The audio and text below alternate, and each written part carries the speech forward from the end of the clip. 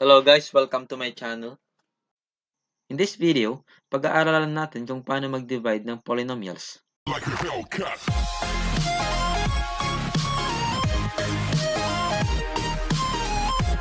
Divide natin yung 27a squared b cubed divided by 3ab. Okay, so paano nga ba mag-divide ng polynomials? Okay, pag magdi-divide ka, syempre, divide muna natin yung 27 at 3. And 27 divided by 3, that is equal to 9.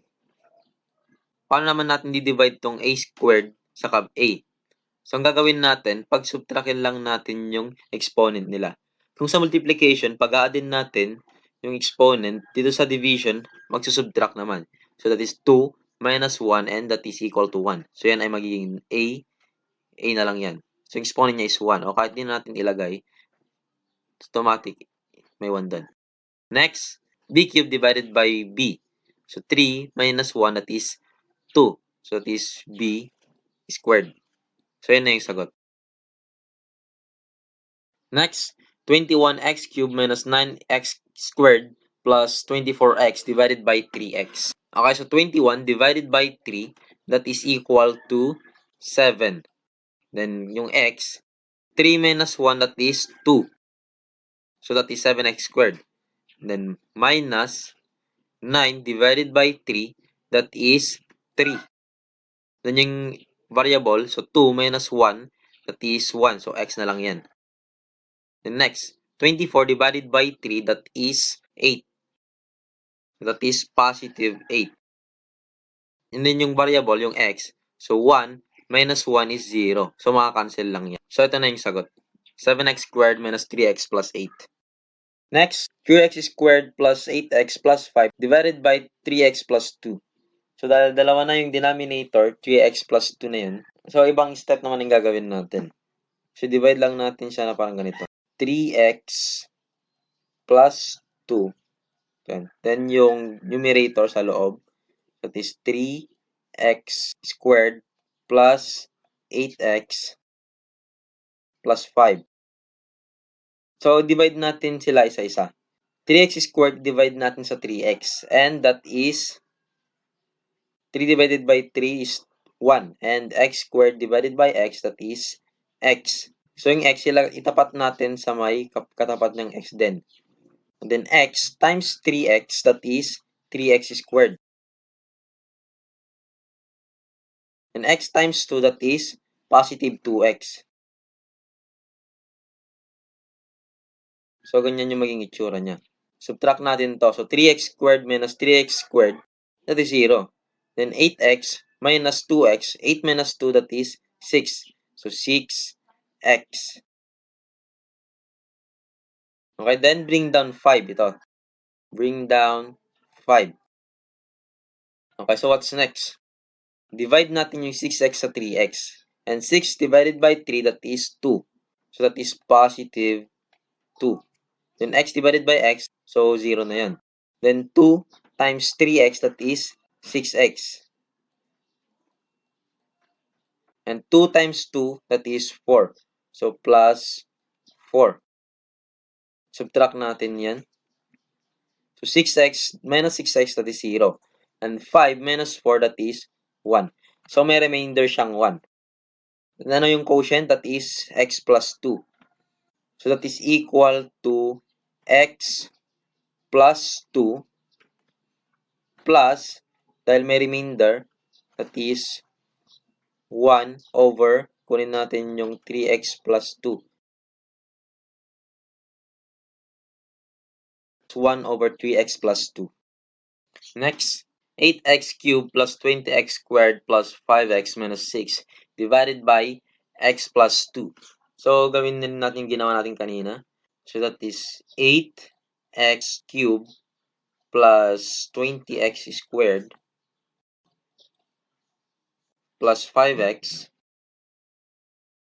minus 6 divided by x plus 2. 8 divided by 1, that is 8. And x cubed, subtract natin yung exponent, so that is 2. So that is 8x squared. Tapat lang natin sa kapareho. 8x squared times x, that is 8x cubed.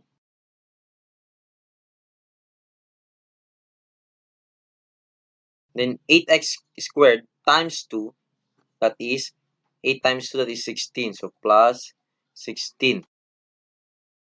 Then copy natin yung x squared. Okay, so subtract natin to. So 8x cubed minus 8x cubed is 0. 20 minus 16, that is 4. Copy yung x squared. Then bring down 5x. So plus 5x. Okay, so 4x squared divided by x. So 4 divided by 1 is 4. X squared divided by x is x. So that is plus 4x. Okay, then 4x times x, that is 4x squared. So 4x squared. And 4x times 2, that is 8 plus 8x. Okay, then subtract natin. So 4x squared minus 4x squared is 0. 5x minus 8x, 5 minus 8, that is negative 3. So negative 3x. And then bring down negative 6. So negative 6. The next, negative 3x divided by x. So wala nang x yan kasi x divided by x, that is 1. O, yan naman. Then negative 3. Lagyan na lang natin negative 3.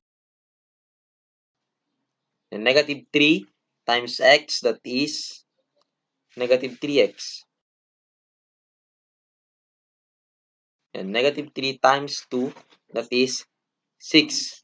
That is negative 6. So, dahil parehas na yan, so that is, yan. So, that is equal to 0. Okay, so the quotient is 8x squared plus 4x minus 3. Then, meron din tayong shortcut. So, paano yung shortcut? Gamitin natin yung synthetic division. X plus 2, so that is equal to x is equal to, yung 2 magiging negative 2 pag nilipat mo. So that is negative 2. So, kunin natin yung negative 2. So, that is negative 2. Then, divide natin sa coefficient nito. So, 8x cubed, so coefficient niya is 8. Then, 20x squared, coefficient niya is 20. 5x, coefficient niya is 5. And then, yung negative 6. Isali pa rin natin yung sign. Okay? Then, bring down 8. 8 times negative 2, that is negative 16. And then, pag-addin natin yan. 20 plus negative 16 or 20 minus 16, that is 4. And then 4 times negative 2, that is negative 8. Then 8, and then 5 plus negative 8 or 5 minus 8, that is negative 3. Negative 3 times negative 2, that is positive 6. And 6, and negative 6 plus 6, that is 0. So ito, ilagay lang natin yung mga variable. So 8x. So dahil 3 yung pinakamataas na exponent doon, so bawasan natin ng isa, so yan ay magiging 2. So yan ay x squared. Then next, positive 4. So 4, then x na lang yan kasi 2 yon, then 1. And then negative 3. So yan rin yung sagot. So parehas din. So ito ang video natin para sa araw na ito. At sana nag-enjoy kayo at may bago kayo natutunan. At huwag kakalimutang mag-like, mag-share, at mag-subscribe at pinutin na rin ang notification bell para updated kayo sa mga bagong video.